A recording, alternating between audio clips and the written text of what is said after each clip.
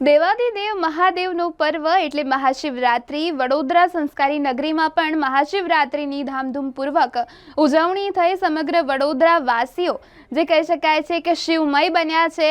શિવજી કી સવારી પણ નીકળી છે અને ખાસ જે કહી શકાય વડોદરાના મધ્યમાં આવેલ સર્વેશ્વરની જે સુવર્ણ જડિત શિવજીની પ્રતિમા છે ત્યાં આગળ મહાઆરતી કરવામાં આવી। તમામ જે મહાનુભાવો છે, સાંસદ છે, મેયર છે, તમામ દ્વારા મહાઆરતી કરવામાં આવી, ખાસ ઉજવણી કરવામાં આવી। વડોદરા શહેરના તમામ જે નગરજનો છે તે પણ ખાસ આ આરતીમાં જોડાયા, જેમાં કહી શકાય કે સાજ સજાવટ કરવામાં આવી। પ્રભુ જ્યારે નગરચર્યાએ નીકળ્યા હોય, શિવજી કી સવારી જે પરંપરાગત વર્ષોથી વડોદરા શહેરમાં નીકળતી આવી છે, ત્યારે આજરોજ પણ તેવી જ રીતે નગરચર્યાએ દેવાદિદેવ શિવજી પોતાના પરિવાર સાથે નીકળ્યા। ખાસ ઉજવણી થઈ શિવરાત્રિના મહાપર્વમાં।